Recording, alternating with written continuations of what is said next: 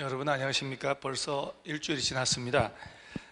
시간은 얼마 안 남았는데 빨리빨리 갑니다. 그래서 그럴수록 초조하지 마시고 계획대로 그날 배운 거 그날 복습하는 거, 그래서 꾸준히 우직한 소처럼 가는 게 맞다는 거. 오늘은 19회 합격단 건축법 해설을 합니다. 그래도 건축법은 정비법보다는 훨씬 쉬운 거라 고독 좀 할 수 있다 생각하셔야 돼요.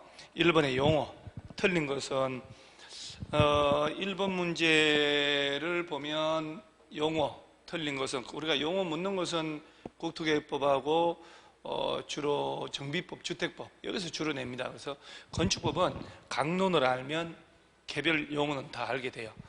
건축물의 주요 구조부 해체 틀린 걸 찾아라. 해체하여 같은 대지에 다른 위치로 옮기는 건 이전이다. 해체하지 아니하고, 증축, 개축, 신축, 재축, 이전, 그 건축의 개념을 수험생 여러분 눈으로 줄만 치지 말고 입으로 뜯을 정도로 반복을 하셔야 돼요. 그래서 건축물의 주요 구조부를 해체하지 않고 같은 대지에서 다른 위치로 옮기는 걸 이전이라 한다, 이렇게. 그 다음에 건축물이 있는 대지에서 높이를 늘리는 것 증축, 그 다음에 건축물이 있는 대지에서 층수를 늘리는 것 증축, 재해로 멸실, 그러면 같은 규모 이하로 다시 짓는 건 재축, 그 다음에 이제 철거하고 개축, 이런 것들은 아주 쉬운 개념, 주의만 하시면 된다. 주의만. 그래서 틀린 것 1번. 자, 2번 문제 용어. 자, 이거 틀린 것은 약간 주의해 주셔야 돼요. 내력벽을 수선하더라도 벽면적 합계가 30 미만인 경우는 대수선에 포함하지 않는다. 맞죠? 그래서 여러분요, 대수선 할 때, 자, 내력벽을 뭐라고 되냐면, 정설하거나, 해체하거나, 그 다음에 30제곱미터 이상 수선 또는 변경하는 행위가 대수선이에요. 기둥이나 보, 지붕틀을 정설 해체하거나 3개 이상 수선 변경할 때 대수선. 그러니까 꼭 주의할 점은 내력벽이든 기둥, 보, 지붕틀이든 정설 해체할 때는 내력벽을 단 10제곱미터를 하든 기둥을 1개를 하든 보를 1개 하든 지붕틀 1개 하든 정설 해체할 때는 대수선 허가를 받게 돼 있어요. 대수선에 해당한다는 얘기예요. 그런데 수리하고 변경할 때는 대수선에 해당하려면 내력벽은 30 이상 할 때만, 기둥보 지붕틀은 3개 이상 할 때만 대수선에 해당한다는 거 꼭 기억을 하셔야 돼요. 그래서 만약에 기둥을 2개를 수선하거나 변경한다, 이거는 대수선 대상이 아니에요. 허가나 신고할 필요 없다는 얘기예요. 그런데 기둥을 2개를 정설하는 것은 대수선 허가 받는다, 그럼 맞는 거거든요. 그래서 대수선에는 정설 해체도 있고 수선 변경도 있다, 4가지가 있다 하고 그렇게 깔고 들어가야 객관식이 풀리는 거예요. 이 지문도 외워지고. 그래서 정설 해체는 내력벽을 얼마를 하든 기둥보 지붕틀을 몇 개를 하든 대수선에 해당하지만 수선 변경은 30 이상, 3개 이상 할 때만 대수선에 해당한다는 것. 그걸 알아야지만 1번이 판단이 돼요. 내력벽 수선하더라도 수선되는 벽 면적 합계가 30 미만이면 대수선에 해당하지 않는다. 맞는 말이단 말이에요. 그 다음에 지하 고가 공작물에 설치하는 점포는 건축물에 해당하지 않는다. 건축물이라 하면 토지에 정착하는 공작물 중에 지붕과 기둥 또는 벽이 있는 것, 이에 부수된 시설물들, 지하 고가 공작물에 설치하는 사무소, 공연장, 점포, 차고, 창고 등을 말한다. 그러니까 점포, 차고, 창고 이런 것들도 건축물에 해당한다라고 해야 돼요. 그래서 틀린 것은 답은 2번이다, 이렇게. 그러니까 차근차근 설명을 듣고 교과서를 다시 한번 연필로 쳐서 소리 내면서 읽어보셔야 돼요. 그래야 지금 70며칠 남았다 하더라도 초조하지 말고 기초부터 하나씩. 그 다음에 나머지는 다 맞는 건데, 이 중에 설명할 것은 이거 구조계산서, 시방서는 설계도서의 범주에 들어갑니다. 막다른 도로의 구조와 너비는 막다른 도로가 도로에 해당하는지 여부를 판단하는 기준 된다. 막다른 도로의 길이가 10m 미만이면 도로폭은 2m 이상 되면 도로를 인정한다. 그 다음에 10m 이상 35m 미만이면 3m 이상 있다. 이런 구조가 다 확보돼야 된다 이 말이에요. 그 다음에 지하층, 이거는 꼭 외우셔야 되죠.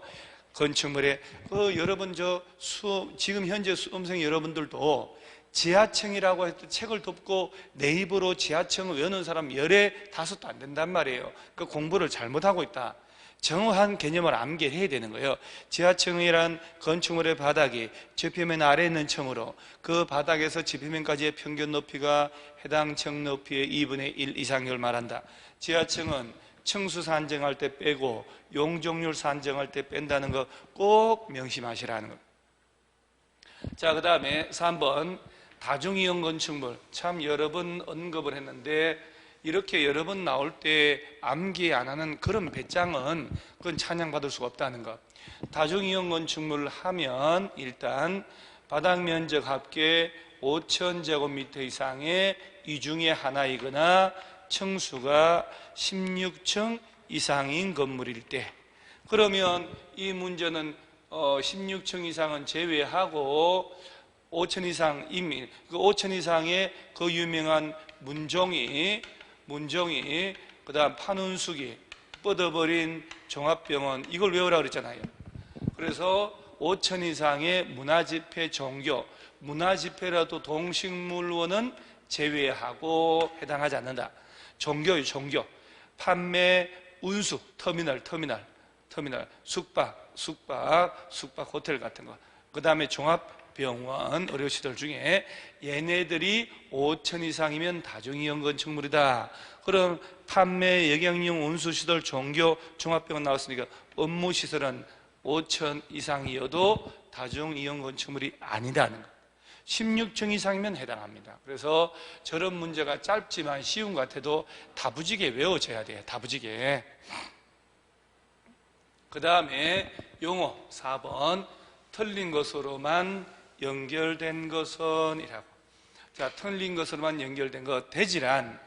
자, 요 법 공간정보 구축 및 관리에 관한 법률에 따라 각 필지로 나눈 토지 한 필지 한 대지.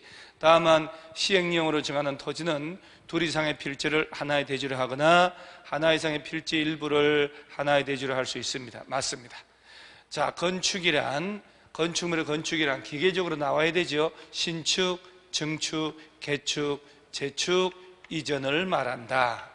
대수선이 아니고 초고층이 아니고 야는 30층 120m면 고층 건축물. 초고층이란 말을 쓰려면 층수가 50층, 높이는 200m 이상일 때 이렇게 연습을 하는 거예요. 툭툭툭툭툭. 그 다음에 특별건축구역은 자, 얘가 조화롭고 창의적인 건축물을 통하여 도시경관 창출하고 건설기술 수준 향상, 관련 제도 개선을 도모하기 위해 이 법이나 관계법에 따라 일부 규정을 적용하지 않거나 완화 통합하여 적용할 수 있도록 특별히 지정하는 것. 자, 그러면 기억하고 리얼 맞고 니은 디귿 틀렸다. 그러면 틀린 것으로만 연결돼 봐라 하는 니은 디귿. 니은 어디 갔어? 4번이 정답이 됩니다. 이런 것들은 막 우리 50점 내외 문제, 우리 50점. 그리고 건축법은 7개 나오면 5개 이상은 맞춰주는 걸로 가야 돼요. 5번 건축법 적용 틀린 것은 의외로 건축법을 어려워하시는 분들이 있는데 그렇게 생각하시면 안 되고 건축법은 정말 쉽다 생각하셔야 돼요. 도시지역에서는 건축법이 전면적으로 적용받는다. 도시지역하고 지구단위 계획구역 지정된 곳하고 동또는 읍지역, 섬지역은 인구가 얼마 이상일까요? 500인 이상이면 전부 적용을 받습니다.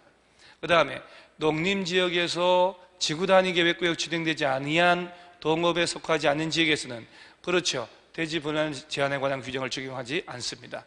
그럼 요 전면 적용 외 지역에서는요, 대지와 도로와의 관계, 도로의 지정 폐지 변경하는 것, 요 도로 관련된 규정 2개, 건축선 제한받는 것, 건축선 따라 건축 제한, 건축선 지정하는, 건축성 관련된 2개, 방화지구 제한, 대지의 분할 제한, 이 6개 규정은 전면 적용 외 지역에서는 적용하지 않습니다.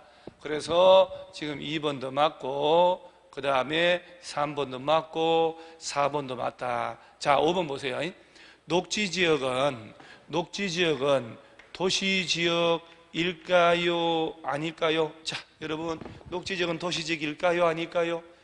도시지역이죠. 도시지역 중에 보전녹지, 생산녹지, 자연녹지. 도시지역에서는 모든 건축법 다 적용을 받기 때문에 건축선 제한을 받지 않는다가 아니라 제한을 받습니다.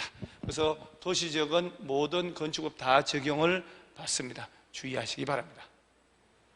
답은 5번. 자, 6번 문제를 보시면 건축법 적용 대상에 해당하지 않는 건축물은 우리가 건축법 공부할 때 제일 중요한 게 건축물입니다.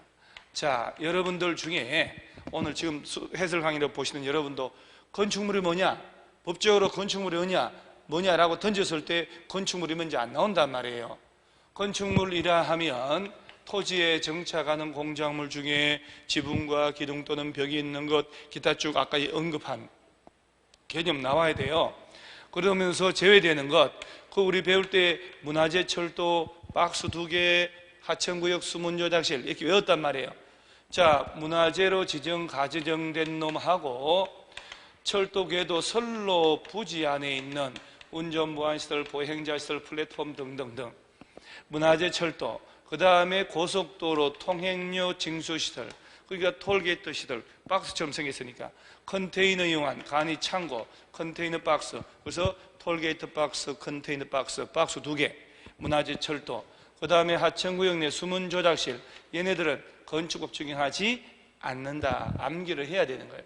그러면서 건축물의 용도가 29가지가 있다 해서 용도를 쫙 공부하고, 그러니까 머릿속에 건축물이 뭐냐, 건축법 적용 안 되는 게 어떤 게 있냐, 건축물 용도는 몇 가지가 있지, 그 용도가 어떤 거 있냐 쫙 해서 그게 공부예요. 그 시험에서 그렇게 나오니까. 오피스텔, 업무시설, 항만시설도 건축법 적용하죠. 철도시설, 철도, 궤도, 선로 부지 안에 있는 운전보안시설, 플랫폼, 급유, 급수, 급탄이라고 해야 되지. 철도시설이라고 그러면 안 돼요. 운수시설로 다 건축법 적용을 받지요. 역사 같은 거. 가지정된 문화재는 건축법 적용하지 않습니다.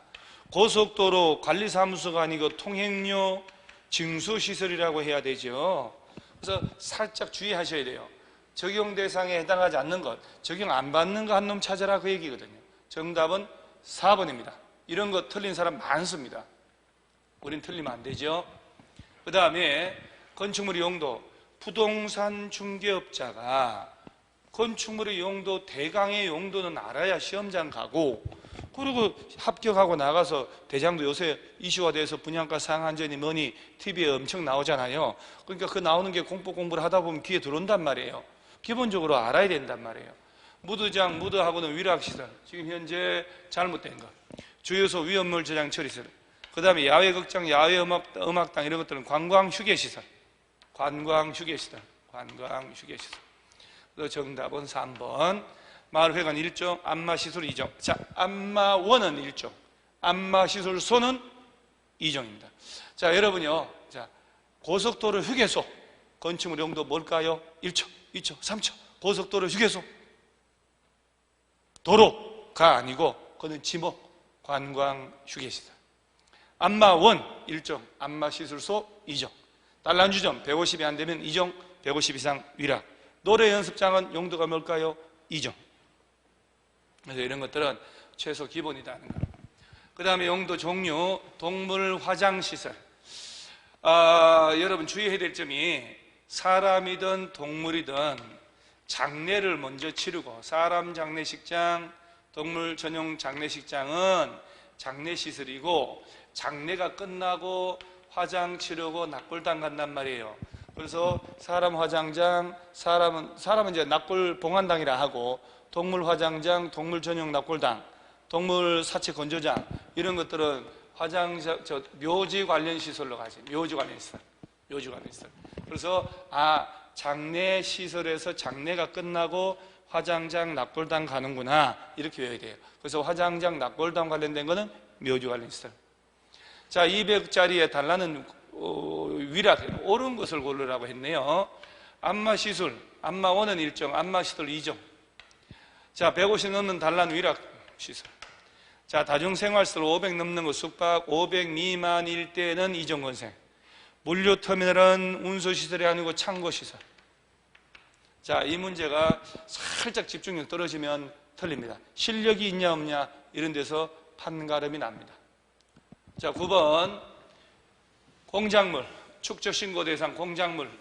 옹벽 담장은 2m 넘을 때, 광고판, 광고탑은 4m 넘을 때, 태양에너지 이용한 발전설비 5m 넘을 때, 굴뚝, 장식탑, 철탑, 기념탑 등등은 6m 넘을 때. 자, 기계식 주차장 나오면 8m 이하일 때, 고가 수조, 물탱크 8m 넘는 것. 지하 대표 30 넘는 거 설치할 때만 건축법 적용하고 축조신고합니다. 자, 기념탑 6m 넘어야 되는데 5m밖에 안 되니까 신고 대상이 아니다. 고가 수조 8m 넘어야 되는데 7m밖에 안 되죠. 광고판, 광고탑 4m 넘어야 되는데 3m밖에 안 되죠. 담장 2m 넘네요. 정답 4번. 30이어야 되죠. 그래서 이런 문제는 공작물. 4번. 건축에 해당하는, 자, 우리 기출문제고 여러 번 풀어본 문제. 이런 문제를 틀린다는 것은 아직 2차 공부 공법의 기초가 너무 안 됐다는 겁니다. 건축물이 없던 나대지에 건축물 새로 축조, 신축. 기존 5층 건축물이 있는 대지에서 건축물 층수를 7층 늘린다, 증축. 태풍으로 멸실된 건축물, 대지의 종전과 같은 규모에 다시 짓는다. 재해로 멸실됐으니까 재축. 주요 오점을 해체하지 않고 같은 대지 옆으로 5m 옮긴다, 이전. 그럼 전부가 건축 행위에 들어갑니다. 정답은 5번. 자, 대지 잘못된 것은, 자, 우리 머릿속에는 원래 건축법상 용적률도 건폐율도 대지 면적에 대한 연면적, 대지 면적에 대한 건축 면적. 따라서 대지는 건축법 개념인데요. 공간정보 구축 및 관리에 관한 그 법에 따라 대장에 등록된 한 필지가 하나의 대지가 되는 게 원칙이에요. 그런데 여러 필지를 하나의 대지로 이용할 수도 있고 하나 이상의 필지를 하나의 대지로 이용할 수도 있습니다. 그래서 특별히 어려운 건 없는데, 대지를 하면 건축법이 아니고 공간정보 구축법에 따라, 구축 및 관리에 관한 법에 따라 각 필지로 나눠진 토지를 말한다 해야 돼요. 그래서 더 답은 1번. 나머지는 뭐 쉬운 거니까 한번 읽어보시고. 저런 것들이 안 보입니다. 신경을 안 써서 보기 때문에 그래요. 자, 12번. 건축 옳은 것은, 자, 한번 천천히 볼까요? 출제된 문제인데.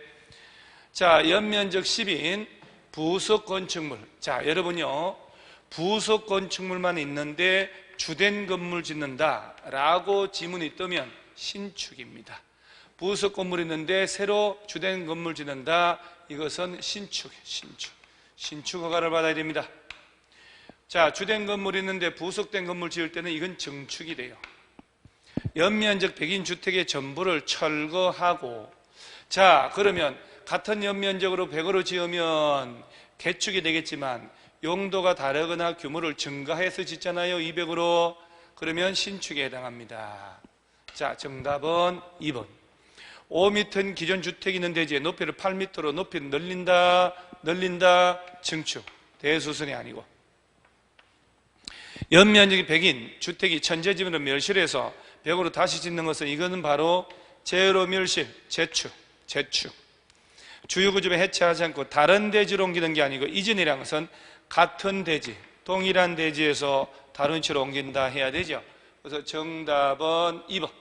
옳은 것은. 자, 13번. 대수선. 아까 이제 대수선 좀 언급을 했는데, 대수선,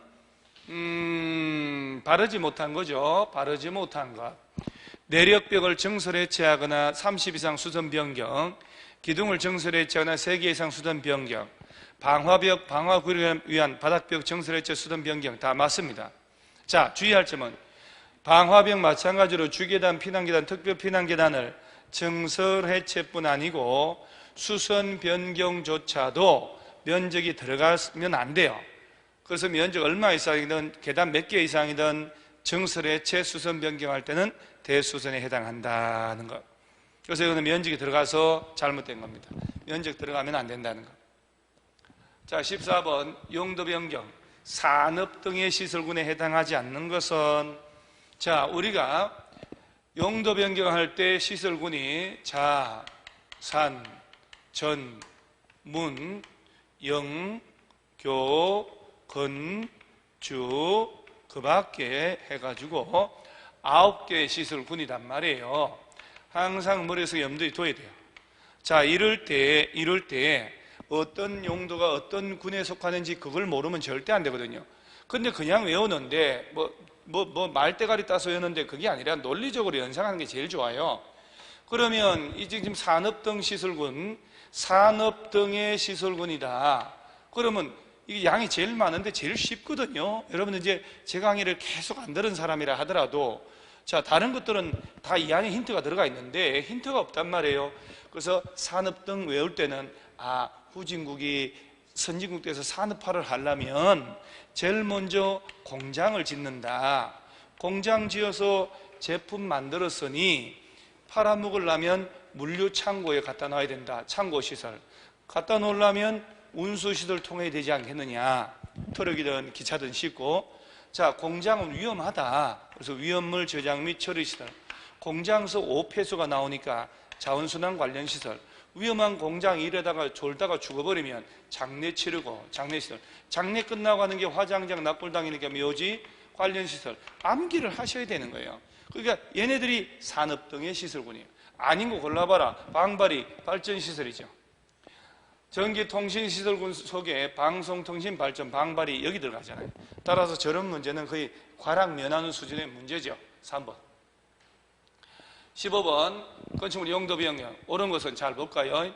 이렇게 용도 변경할 때 위에서 밑으로 가면 신고, 밑에서 위로 가면 허가받고, 같은 군 안에서의 변경은 건축물 대장에 표시 변경해 주세요만 신청하면 되고, 29가지 세부 용도 저거들끼리 변경은 대장 변경 신청할 필요도 없다는 것 꼭 기억을 하시고, 그 다음에 용도 변경에 허가를 하든 신고하든 허가권자인 시, 군, 구에 가야 된다는 것.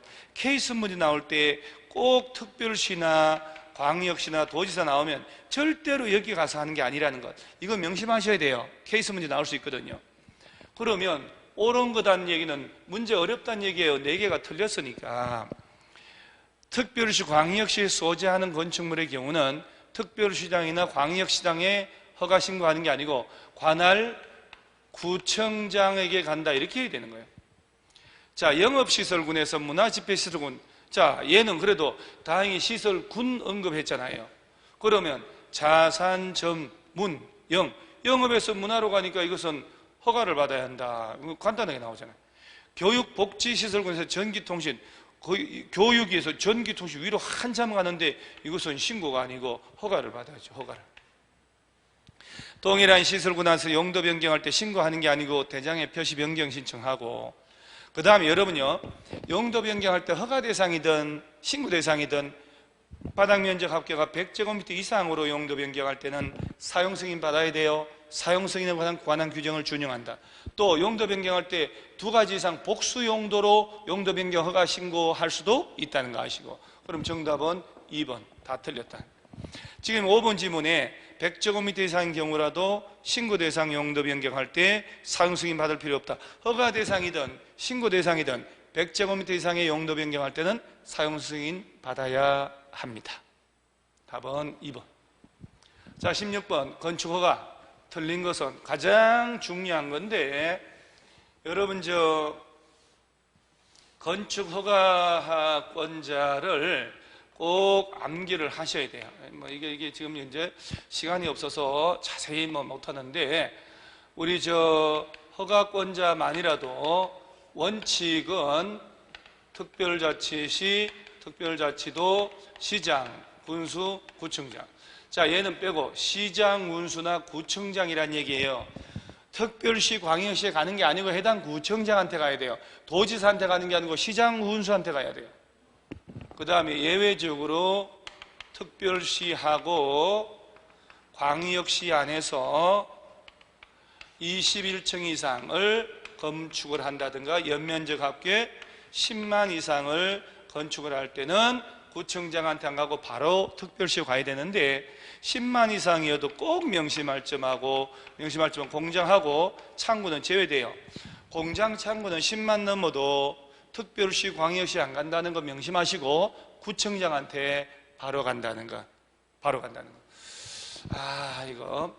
이거 지금 다 도지사 승인받는 거 틀린 문제인데 자연환경 수질 보호를 위해서 도지사가 지정했다. 3층 이상 숙박 위락 이런 것들은 허가할 때 건축하는 이 숙박시설은 도지사의 사전 승인 받아야 허가를 할 수가 있습니다. 그래서 자연환경 수질 보호를 위해 도지사가 지정했다. 거기다가 3층 이상의 위락이나 숙박시설 시장 운수가 허가하려면 도청에 가서 사전 승인 받아야 됩니다. 건축 허가 받으면 개발행 허가 받은 것으로 본다. 맞고요. 국토교통부 장관은 국토관리를 위해 필요하다고 인정하거나 주무부 장관, 관련부처 장관 요청하면 허가권자의 허가를 제한할 수 있죠. 제한기간은 2년, 연장 1년, 착수도 제한할 수 있고 공장을 제외한 건축물 허가받은 자가 허가를 받은 납도 2년 내에 공사 착수하지 않으면 그 허가를 취소할 수 있다. 누누주의하라고 그랬죠. 취소하여야 한다. 의무적 취소 사유. 틀린 게 4번. 17번 건축 신고 대상. 틀린 것은 우리가 신고 대상 나오면 바닥 면적 합계 85 이내로 증축, 개축, 재축을 하거나 관리지역, 농림지역, 자연환경보전지역 안에서 그 유명한 200 미만이고 3층 미만인 건물 지을 때 신고. 단 지구단위 계획구역이나 방제지구 진행되면 허가받습니다. 200, 3층 미만인 건물에 대한 대수선, 단순 수선할 때, 그 다음에 연면적 합계 100제곱미터 이하로 건축을 하거나, 그 다음에 높이 3m 이하로 증축을 하거나, 그 다음에 공장 지을 때 이런 말입니다. 공업지역 산업단지 안에 2층 이하인 공장, 500 이하, 2층 500 이하 공장 지을 때, 2층 500 이하 공장. 그 다음에 시골의 읍면지역 안에 창고를 지을 때 200 이하, 축사나 작물재배사, 종류배양, 온실은 400 이하는 신고하고, 신고 1년 내 착수 안 하면 신고 효력이 없어지고 1년 착수기간 연장해 줄 수 있습니다. 틀린 것은, 쭉 맞는데, 건축물의 높이를 5m 증축할 때 허가받아야 되죠. 3m 이하 증축만 신고하니까. 18번 건축허가 사전결정 옳은 것은 여러분 허가 대상 건축물을 허가 신청 전에 허가권자에게 가서 사전결정을 받을 수가 있어요. 허가권자 반드시 아셔야 돼요. A도 B시에서 3층 3층 건축할 때 도지사한테 가서 사전결정이 아니고 도지사는 허가권한이 없으니까 B시장한테 가야지. 그 다음에 허가권자는 사전결정 신청된 건축물의 건축면적이 환경영향평가 대상이면 국토교통부하고 아니고 환경부하고 협의를 해야 되죠.